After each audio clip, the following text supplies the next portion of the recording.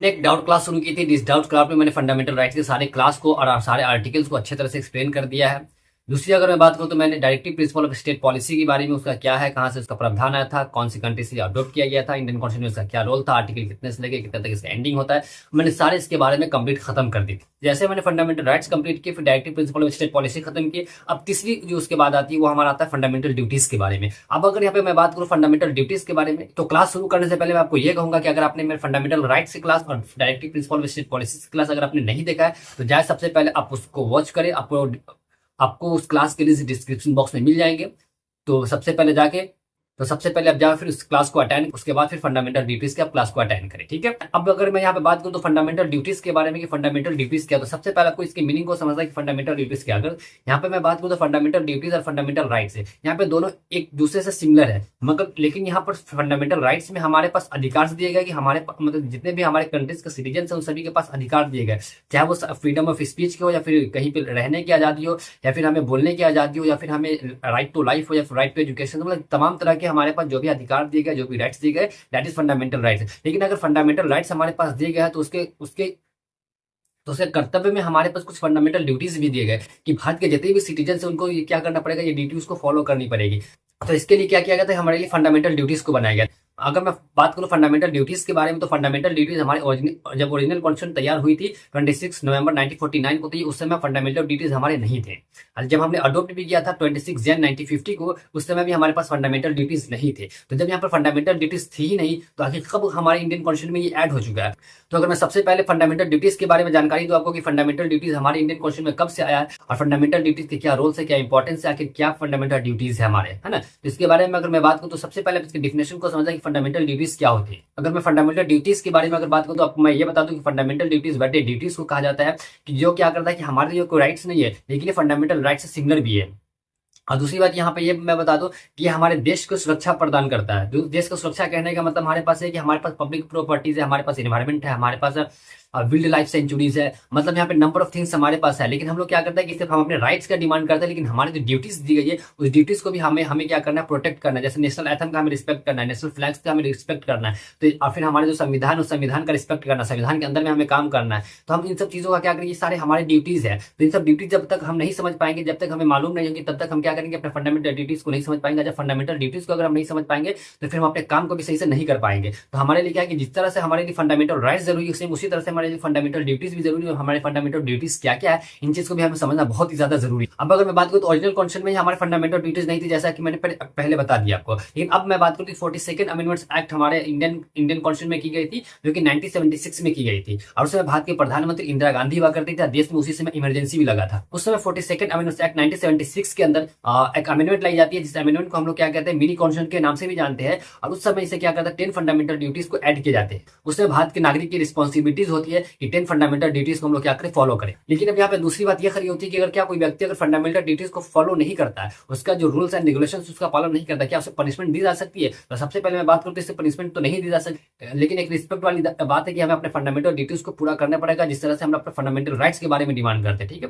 लेकिन अब मैं अगर यहाँ पे बात करूँ कुछ ऐसे प्रोविजन है जिसके बारे में हमें क्या करना पड़ेगा, कि हमें फंडामेंटल ड्यूटीज को अगर हम फॉलो नहीं करते तो उसके लिए हमें कुछ पनिशमेंट दी जा सकती है। तो अगर मैं बात करूँ इसके बारे में, तो आगे वाली क्लास में जैसे मैं पहले 10 फंडामेंटल ड्यूटीज को और एक और जो 2002 में हमारे फंडामेंटल ड्यूटीज को ऐड की गई थी, मैं उन सारे बारे में जब पूरे अच्छे से एक्सप्लेनेशन दे दूंगा, आपके डाउट को क्लियर कर दूंगा। फिर इसके बाद मैं उसके बारे में चर्चा भी करूंगा लास्ट में कि हाँ मतलब कौन से हमारे फंडामेंटल ड्यूटीज है जिसे हम लोग अगर जिसे हम लोग फॉलो नहीं करते तो हमारे ऊपर कानूनी कार्रवाई की जा सकती है, लीगल कार्रवाई हमारे ऊपर की जा सकती है, ठीक है। तो सबसे पहले आपको यहाँ पे ये ध्यान रखना है कि फंडामेंटल ड्यूटीज के अगर बारे में अब मैं बात करूं तो fundamental duties 42nd amendments act के द्वारा हमारे इंडिया में इंप्लीमेंट की गई थी, जो कि 1976 में आई थी, ठीक है। अब अगर मैं बात करूं तो ये जो आर्टिकल हमारा डील करता है, जैसा हमारे इंडियन कॉन्स्टिट्यूशन में directive principle of state policy खत्म होती है, जस्ट उसी के जस्ट बाद हमारा फंडामेंटल ड्यूटीज है वो शुरू हो जाते हैं। अगर मैं फंडामेंटल ड्यूटीज के बारे में अगर मैं बात करूं तो आर्टिकल 51A, ध्यान रखना, आर्टिकल 51A फंडामेंटल ड्यूटीज को डील करता है और part 4A of the Indian constitution fundamental duties को डील करते हैं।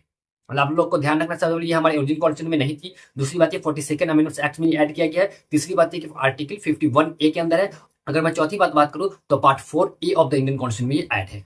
यहां तक आप लोगों को क्लियर है, 42nd amendments act article 51A। और तीसरी बात ये part 4A of the Indian constitution. सबसे पांचवी या सबसे इंपॉर्टेंट बात जो आपको याद रखना है कि फंडामेंटल ड्यूटीज के जो फंडामेंटल ड्यूटीज है हमारे कौन सी कंट्री के कॉन्स्टिट्यूशन से लिया गया, तो आपको याद रखना यूएसएसआर के लिया गया, जिसे हम लोग सोवियत संघ भी बोलते हैं। और आज हम इस कंट्री को रशिया के नाम से आते हैं, मतलब कह सकते हैं यहाँ पे कि रशिया की कॉन्स्टिट्यूशन से हमारे फंडामेंटल ड्यूटीज को अडॉप्ट किया गया है हमारे इंडियन कॉन्स्टिट्यूशन में। अब सबसे पहले मैं अगर मैं बात करूँ तो इस फंडामेंटल ड्यूटीज को इंप्लीमेंट करने के लिए हमारे इंडिया में कुछ कमेटी बनाए गए थे, जिस कमेटी का नाम है सरन सिंह कमेटी। ठीक है, तो सरन सिंह कमेटी ने क्या किया था, सारे जांच पड़ताल करने के बाद, सारे इन्वेस्टिगेशन करने के बाद जो हमारे फंडामेंटल ड्यूटीज दिए गए थे, तो उनके द्वारा 10 फंडामेंटल ड्यूटीज को इंप्लीमेंट किया गया था इंडिया के लिए।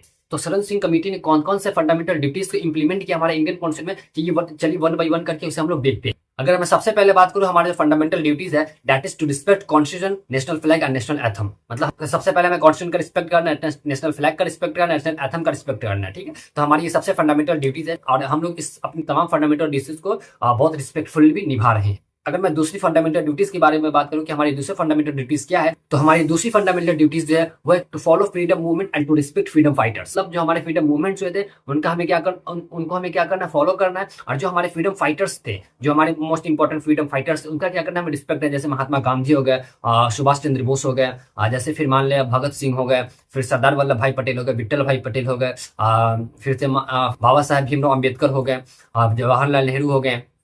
मतलब हमारे नंबर्स ऑफ फ्रीडम फाइटर्स, उन सभी का क्या करना है, हमें रिस्पेक्ट करना है। तो ये हमारे सेकंड फंडामेंटल ड्यूटीज कंप्लीट होते हैं। सबसे पहले हम याद रखना है कॉन्स्टिट्यूशन का हमें, और कॉन्स्टिट्यूशन का हमें रिस्पेक्ट करना है, नेशनल एथम का रिस्पेक्ट करना है, नेशनल फ्लैग का रिस्पेक्ट करना है। ठीक है, ये हमारा पहला था। दूसरी अगर मैं बात करूं तो हमारे फ्रीडम जो मूवमेंट्स होते हैं उसको हमें फॉलो करना है। और दूसरी बात यहाँ पे जो हमारे फ्रीडम फाइटर्स थे उनका हमें रिस्पेक्ट करना है। अगर मैं तीसरी फंडामेंटल ड्यूटीज के बारे में बात करूं तो हमारी तीसरी जो फंडामेंटल ड्यूटीज है वो है to protect and uphold the sovereignty, unity and integrity of the India. मतलब हमारे कहने का मतलब ये कि हमारे इंडिया का जो सोवरेनिटी है, जो यूनिटी है और जो हमारा मतलब इंटीग्रिटी है, उन्हें क्या करना है, हमारे इंडिया का जो कि हमारी कंट्री, हमारे देश का जो मतलब शान हम लोग कह सकते हैं शान है, इसे हमें प्रोटेक्ट करके रखना है। अब अगर मैं चौथी बात करूं, चौथी हमारी फंडामेंटल ड्यूटीज क्या है, तो चौथी हमारी फंडामेंटल ड्यूटीज ये है to defend the country and to land national security when call to do upon so. कि जब हम लोग को ऐसा करने के लिए कहा जाए तो हमें क्या करना है, कंट्री का जो नेशनल सिक्योरिटी उसे हमें बरकरार रखना चाहिए। और हमें मतलब जब भी हमें क्या हमारे मतलब जो सुप्रीम लीडर्स है उन सब के तरफ से अगर हमें जब भी इस चीज का आदेश मिले, जब ऑर्डर मिले, तो हमें क्या करना है कि हमें अपने देश को डिफेंड करना है और हमारी जो कंट्री की यूनिटी है उसे हमें क्या करना है, बरकरार रखना है। ये जो सारे मैं फंडामेंटल ड्यूटीज के बारे में अभी जिक्र कर रहा हूँ, चर्चा कर रहा हूँ, आप लोग का कंफ्यूजन जो दूर कर रहा हूँ, ये सारे 42nd अमेंडमेंट्स एक्ट 1976 के द्वारा ऐड की गई थी। तो अभी मैं टोटल 10 फंडामेंटल ड्यूटीज के बारे में बात करूंगा। एक और फंडामेंटल ड्यूटीज हमारे ऐड किए गए थे, उसके बारे में भी मैं चर्चा करूंगा। तो टोटल में 11 फंडामेंटल ड्यूटीज है, उन सभी के बारे में बताऊंगा। अभी तक मैंने 5 फंडामेंटल ड्यूटीज को कंप्लीट कर दिया। अगर यहाँ तक आप लोगों को कहीं भी किसी तरह की कोई दिक्कत है तो कमेंट बॉक्स में सवाल जरूर कर सकते हैं आप लोग, क्योंकि कमेंट बॉक्स आप लोगों के लिए हमेशा खुला हुआ है। आप जब चाहे कमेंट में अपने सवालात को, अपने डाउट्स को रख सकते हैं। अब अगर मैं 5वीं फंडामेंटल ड्यूटीज के बारे में बात करूं तो हमारा 5वीं फंडामेंटल ड्यूटीज ये है to promote harmony and the spirit of the common brotherhood amongst of the people of the India, transcending religious and linguistic and regional and sectional diversity and to renounce practice derogating to the dignity of the women. मतलब ये हमारे यहाँ पे 5वीं जो fundamental duties है वो हमारी ये है कि हमें वीमेन के डिग्निटी को मेंटेन करके चलना है। हमें जो हमारे कंट्री के अंदर हार्मोनी है, ब्रदरहुड है, इन सभी चीज को हमें क्या करना है, प्रोटेक्ट करके चलना। कह सकते हैं कि हमें इनके बारे में जो मेंटेनेंस है उसे भी करके चलना है। कंट्री का इसके हमारे हालात ना बिगड़े, इस चीज को भी हमें ध्यान रख के चलना है। अब अगर मैं 6ठी फंडामेंटल ड्यूटीज के बारे में बात करूँ तो हमारे 6ठी जो फंडामेंटल ड्यूटीज है वो ये है to value and preserve the rich heritage of the country's composite culture. जो भी हमारे कंट्रीज के रिच हेरिटेज है उनको क्या करना है, वैल्यू देना, उनका रिस्पेक्ट करना है। तो ये हमारा मतलब फंडामेंटल ड्यूटीज है। सिर्फ ये नहीं कि हमारे जो फंडामेंटल राइट्स है सिर्फ हम उसी के बारे में डिमांड करें, लेकिन जो हमारे फंडामेंटल ड्यूटीज है उसको हम भूल ही जाए। तो आपको ये भी ध्यान रखना है कि हमारे फंडामेंटल ड्यूटीज भी हमारे लिए उतना ही इंपॉर्टेंट है जितना कि हमारे फंडामेंटल राइट्स हमारे लिए इंपॉर्टेंट है। अब अगर मैं 7वीं फंडामेंटल ड्यूटीज के बारे में बात करूं तो हमारी 7वीं फंडामेंटल ड्यूटीज जो है वो ये है to protect and improve the natural environment including forest, lakes, rivers and wild life and to have compositions for living creations. मतलब हमारी ये रिस्पॉन्सिबिलिटीज बनती है कि हम अपने इन्वायरमेंट को, हमारे लेक्स को, हम अपने रिवर्स को क्या करें, प्रोटेक्ट करें, उसे किसी भी तरह का मतलब गंदा ना होने दो, ताकि जो हमारा सोसाइटीज है वो सही रह पाए। जो हमारा मतलब इससे हमारे अगर लेक को अगर गंदा करेंगे, अगर लेक हमारा डर्टी होगा, रिवर्स हमारे डर्टी होंगे, तो उससे बहुत सारी बीमारियां फैलेंगी, जिससे हमारे सोसाइटी को ही नुकसान होने वाला है। तो यहाँ पे हमें क्या करना है, जिसका मतलब इसके साफ सुथरा का ध्यान रखना है, इससे हमें वैल्यू देना है। हमारे लेक्स होगा, वाइल्ड लाइफ सेंचुरीज होगा, ताकि जो हमारे जंगली जानवर है उन्हें मतलब किसी तरह के रहने में दिक्कत ना हो। ये भी हमारी फंडामेंटल ड्यूटीज है। हमें क्या करना है कि हमारे जो नेचुरल इन्वायरमेंट है उसे भी प्रोटेक्ट करके रखना रखना है, ताकि जो हमारा श्योर मतलब जो हमारा प्योर ऑक्सीजन है वो हमें प्योर ऑक्सीजन से हमें मिल सके। मतलब इन सब चीजों पे हमें ध्यान देना है, क्योंकि हमारे तमाम हमारे फंडामेंटल ड्यूटीज है। कहीं ना कहीं अगर हम लोग देखें तो हमारे लिए लिविंग ऑफ स्टैंडर्ड्स के लिए भी एक मोस्ट इंपॉर्टेंट एलिमेंट्स भी काम करेगी। अब मैं अगर 8वीं फंडामेंटल ड्यूटीज के बारे में बात करूं तो हमारी 8वीं फंडामेंटल ड्यूटीज है to develop scientific temper, humanism and the spirit of inquiry and reform. अब अगर मैं यहाँ पे बात करूं 9वीं फंडामेंटल ड्यूटीज के बारे में, तो हमारी जो 9वीं फंडामेंटल ड्यूटीज है वो ये है to safeguard public properties and to observe violations. तो अब हमें यहाँ पे क्या करना है, हमारी जो 9वीं फंडामेंटल ड्यूटीज है इसमें हमें क्या करना है, जो भी हमारी पब्लिक प्रॉपर्टीज है उन्हें पब्लिक प्रॉपर्टीज को हमें क्या करना है, प्रोटेक्ट करना। जैसे मान लें रेलवे हमारा पब्लिक प्रॉपर्टीज है, स्कूल्स गवर्नमेंट स्कूल्स हमारे पब्लिक प्रॉपर्टीज है। जैसे फिर अगर मैं बात करूँ तो गवर्नमेंट हमारे हॉस्पिटल्स है वो हमारे पब्लिक प्रॉपर्टीज है, गवर्नमेंट रोड्स है वो हमारे पब्लिक प्रॉपर्टीज है। मतलब इन तरह के तमाम चीजें जो हमारी पब्लिक प्रॉपर्टीज है उनके कारण हमें प्रोटेक्ट करना है, फिर हमें उसको वायलेशन से बचाना है, क्योंकि हमें वो फ्यूचर में दोबारा यूज करना है, इसलिए हमें प्रोटेक्ट करके रखना है। और ये हमारी ड्यूटीज बनती है कि उसे किसी भी तरह किसी नागरिक को या फिर किसी भी मतलब वहाँ के ऑफिसर्स को इनसे चोट ना पहुंचे, है ना। हमारी 9वीं फंडामेंटल ड्यूटीज को भी हमें क्या करना है, प्रोटेक्ट करके चलना है और हमें इसका पालन करना ताकि हमारा देश अच्छे तरीके से डेवलप कर सके और अच्छे तरीके से मतलब हमारे देश डेवलपमेंट की ओर जा सके। अब अगर 10वीं की फंडामेंटल ड्यूटीज के बारे में अगर मैं यहाँ पे बात करूँ तो हमारी 10वीं फंडामेंटल ड्यूटीज जो ये है to strive towards the excellence in all spheres of individual and collective active so that the national constituency rise to higher level of endeavor and achievement। तो हमारे पास टोटल 10 फंडामेंटल ड्यूटीज हुआ करते थे, लेकिन फिर वक्त आता है हमारे पास 2002 का। उस समय हमारे पास क्या की जाती है, तो फिर उस समय हमारे कॉन्स्टिट्यूशन अमेंडमेंट की जाती है, और जब उस समय हमारे कॉन्स्टिट्यूशन अमेंडमेंट की जाती है तो हमारे फंडामेंटल ड्यूटीज एक और ऐड की जाती है। तो जो हमारे फंडामेंटल ड्यूटीज टोटल 10 थे, अब वो बढ़कर टोटल फंडामेंटल ड्यूटीज की संख्या हो जाती है वो हमारी 11 हो जाती है। तो अब हम जो कहेंगे कि हमारे टोटल फंडामेंटल ड्यूटीज कितने हैं, तो टोटल 11 हमारे फंडामेंटल ड्यूटीज है। तो टोटल 11 हमारे फंडामेंटल ड्यूटीज है। तो अब हम उस 11 फंडामेंटल ड्यूटीज के बारे में बात करते हैं, आखिर वो हमारा 11वां फंडामेंटल ड्यूटीज क्या है, जो 2002 में 86 अमेंडमेंट्स एक्ट के द्वारा हमारे फंडामेंटल ड्यूटीज में ऐड की गई थी। तो 11वां हमारा फंडामेंटल ड्यूटीज जो है वो ये है to provide opportunities for all education to his child or ward between age 6 to 14। मतलब ये हमारे फंडामेंटल ड्यूटीज ऐड की गई थी। मतलब ये हमारी 11वीं फंडामेंटल ड्यूटीज है कि हमें राइट टू एजुकेशन जो हमारा है वो हमारा फंडामेंटल राइट्स भी है, और ये हमारे फंडामेंटल ड्यूटीज भी दी गई है। मतलब टोटल हमारे पास 11 फंडामेंटल ड्यूटीज है। पहले हमारे पास 10 फंडामेंटल ड्यूटीज हुआ करते जो कि 42 अमेंडमेंट एक्ट के द्वारा ऐड की गई थी, और अब हमारे 86 अमेंडमेंट एक्ट 2002 में जो हुई थी उस समय जो हमारे एक फंडामेंटल ड्यूटीज जो ऐड की गई थी that is right to education, जिसकी हम बात करते हैं। और एज जो होगी वो हमारे 6 से लेकर 14 तक होगी। इसके बारे में पहले भी चर्चा किया था फंडामेंटल राइट्स के अंदर, फिर मैंने directive principle of state policy के अंदर इसके बारे में डिक्लेयर किया था, फिर आज मैं इसके फंडामेंटल ड्यूटीज के बारे में भी हमारे मतलब मैं इसके बारे में यहाँ पे चर्चा कर रहा हूँ। लेकिन यहाँ पे ध्यान नहीं रखना, ये हमारे पेरेंट्स की रिस्पॉन्सिबिलिटी बनती है। ये जो फंडामेंटल ड्यूटीज है ये पेरेंट्स की ड्यूटी है कि अपने चिल्ड्रन को क्या करें कि एजुकेशन को प्रोवाइड करवाएं। और मतलब यहाँ पे टोटल हमारे पास 11 फंडामेंटल ड्यूटीज थी, जिसे मैंने कंप्लीटेड रूप से खत्म कर दिया, जो कि हमारा सोरेन सिंह कमेटी के द्वारा ऐड की गई थी। लेकिन फिर वक्त आता है 1919 का उस समय फिर हमें क्या होता है कि एक वर्मा कमेटी बैठा ली जाती है, जो जस्टिस जेएस वर्मा ने क्या कहता है कमेटी बैठा ली थी, और उन्हीं के रिकमेंडेशंस में फिर हमें क्या कहता है कि जो हमारे फंडामेंटल ड्यूटीज है उन्हें इंप्लीमेंट करने की बात की गई थी कि जब तक हम फंडामेंटल ड्यूटीज को इंप्लीमेंट नहीं करेंगे, इन्फोर्स नहीं करेंगे, तो लोग अपने फंडामेंटल ड्यूटीज को निभाने से चुक जाएंगे। और अगर लोग अपने फंडामेंटल ड्यूटीज को निभाने से चुक जाएंगे तो यहाँ पर हमारे पास जो है मतलब कहीं ना कहीं देश अपने आप को असुरक्षित महसूस करेगा। तो अगर हमें देश को सुरक्षा महसूस करवाना, देश को अगर हमें उन्नति की और प्रोग्रेस की ओर ले जाना, तो हमें क्या करना, कुछ फंडामेंटल ड्यूटीज को मतलब हमारे जो कुछ फंडामेंटल ड्यूटीज है उस फंडामेंटल ड्यूटीज को हमें इन्फोर्स करना पड़ेगा। तो उसके लिए वर्मा कमिटीज बैठा ली गई थी, और वर्मा कमिटीज ने रिकमेंड की थी 8 फंडामेंटल ड्यूटीज को इन्हें इन्फोर्स करने के लिए। अगर मैं वर्मा कमेटी के अकॉर्डिंग बात करूं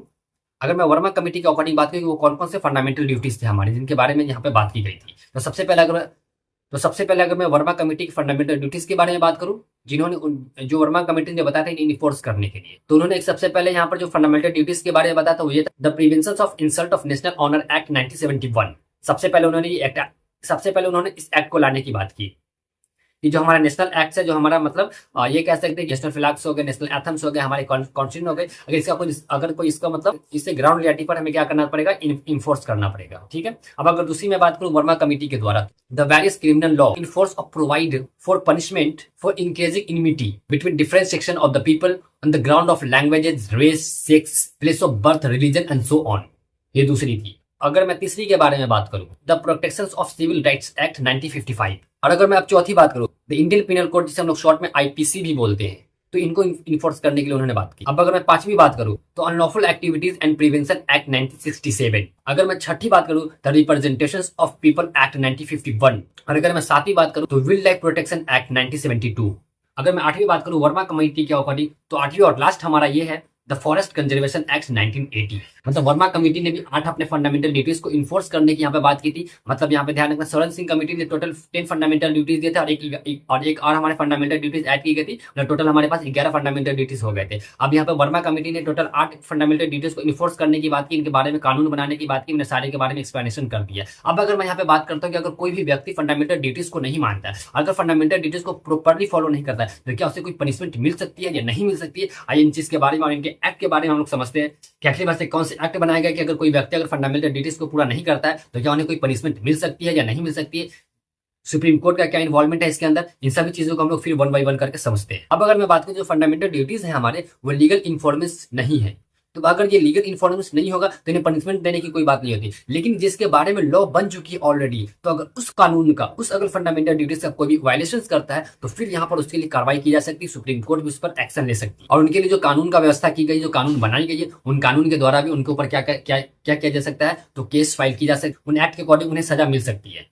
अब अगर मैं बात करूं सबसे पहले उसके अंदर कौन कौन से एक्ट आते हैं, तो मैं 3 इंपॉर्टेंट एक्ट के बारे में आपको बताऊंगा, जिसके बारे में मैंने वर्मा कमेटी के अंदर चर्चा कर दी थी, लेकिन मैं उसके बारे में डिटेल एक्सप्लेनेशन वर्मा कमेटी में नहीं दिया। लेकिन यहाँ पे 3 इंपॉर्टेंट चीजें, जिस 3 इंपॉर्टेंट फंडामेंटल ड्यूटीज के बारे में अब मैं वन बाय वन करके यहाँ पर चर्चा करूंगा। अगर मैं बात करूं सबसे पहले, तो यहाँ पर जो फंडामेंटल ड्यूटीज का वायलेशन करता है, तो उन्हें इनडायरेक्ट वे में क्या किया जा सकता है, पनिशमेंट दी जा सकती है। अब जैसे मान ले कि हमें यहाँ पर सबसे जो हमारा फंडामेंटल ड्यूटीज था कि नेशनल एथम को, नेशनल कॉन्स्टिट्यूशन को, नेशनल फ्लैग को हमें क्या करना, रिस्पेक्ट करना है। अगर कोई व्यक्ति ऐसा नहीं करता है और हमारे फंडामेंटल ड्यूटीज अगर हमारे ये फुलफिल नहीं करता, उनके जो कानून व्यवस्था, उनका जो लीगल स्ट्रक्चर उनका रिस्पेक्ट नहीं करता है, तो उनके ऊपर कार्रवाई हो सकती है। अब कौन से एक्ट के अकॉर्डिंग उनके कार्रवाई हो सकती है? अगर कोई कॉन्स्टिट्यूशन का फॉलो नहीं करता है, नेशनल एंथम का हमारे फॉलो नहीं करता है, फ्लैग का अगर कोई फॉलो नहीं करता है, तो उनके ऊपर जो केस चलाई जाएगी, कौन से एक्ट के द्वारा चलाई जाएगी, तो जो केस होगा वो होगा हमारा prevention of insult of national honour act 1971 के अकॉर्डिंग। क्या किया जा सकता है इसके अंदर? तो उन्हें, उस व्यक्ति को 3 साल की सजा हो सकती है, या फिर उस पर फाइन भी हो सकती है, या उनमें से दोनों भी हो सकती है। अगर कोई व्यक्ति क्या, जैसे रिसेंटली मैं बात करूं तो रिसेंटली एक घटना घटती है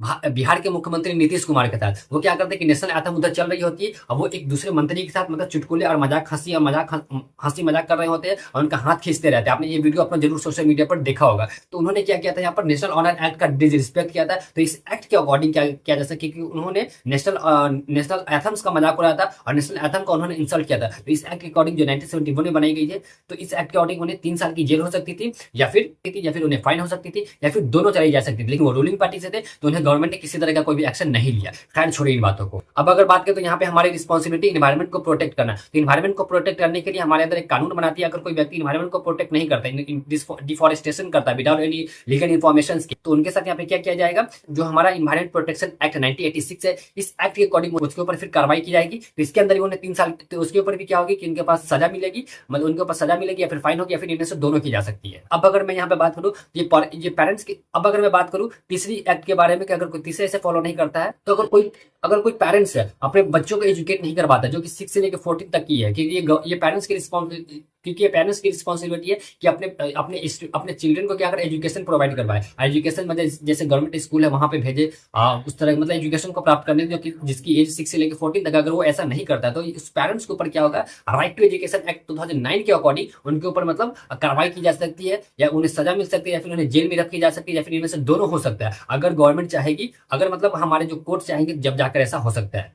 ठीक है, तो आपको 3 इंपॉर्टेंट चीज याद रखें। अगर कोई हमें नेशनल अगर हमारे कोई नेशनल एथम्स, नेशनल फ्लैग और कॉन्स्टिट्यूशन का अगर डिसरिस्पेक्ट करता है, तो prevention of insult national honour act 1971 का अकॉर्डिंग केस चलाई जा सकती है, उन्हें सजा भी मिल सकती है, उन्हें 3 साल की कैद भी हो सकती है। अगर मैं दूसरी बात करूं यहाँ पर, तो इन्वायरमेंट को अगर कोई डिफॉरेस्टेशन करता है, इन्वायरमेंट को बिगाड़ने की कोशिश करती है, और जो नेचुरल हमारा इन्वायरमेंट है उसे अगर कोई खराब करने की कोशिश करता है ना, तो उसके लिए इन्वायरमेंट प्रोटेक्शन एक्ट 1986 है, जिसके अंदर भी उन्हें जेल हो सकती है, सजा मिल सकती है। ये 2 बात आपको याद रखना। तीसरी बात यहाँ पे राइट टू एजुकेशन से अगर कोई पेरेंट्स अगर ऐसा नहीं करती, अपने बच्चों को एजुकेशन नहीं दिलवाती है, तो उनके ऊपर मतलब क्या हो सकती है, राइट टू एजुकेशन एक्ट 2009 के अकॉर्डिंग उनके ऊपर फाइल की जा सकती है। फाइल करने के बाद उनको मतलब पनिशमेंट भी दी जा सकती है, उन्हें मतलब जेल में इंप्लीमेंट भी की जा सकती है, या फिर उन्हें सजा दी जा सकती है। मतलब 3 को कम से कम आपको याद रखना है। ये तीनों हमारे पास इंपॉर्टेंट है। ठीक है, मैंने फंडामेंटल ड्यूटीज के 42nd अमेंडमेंट एक्ट से लिए मतलब फंडामेंटल ड्यूटीज को सारी क्लियर कर दिया कि जो फंडामेंटल ड्यूटीज है हमारी, वो 42nd अमेंडमेंट एक्ट 1976 के द्वारा ऐड की गई थी, और इंडियन कॉन्स्टिट्यूशन में ये नहीं थी।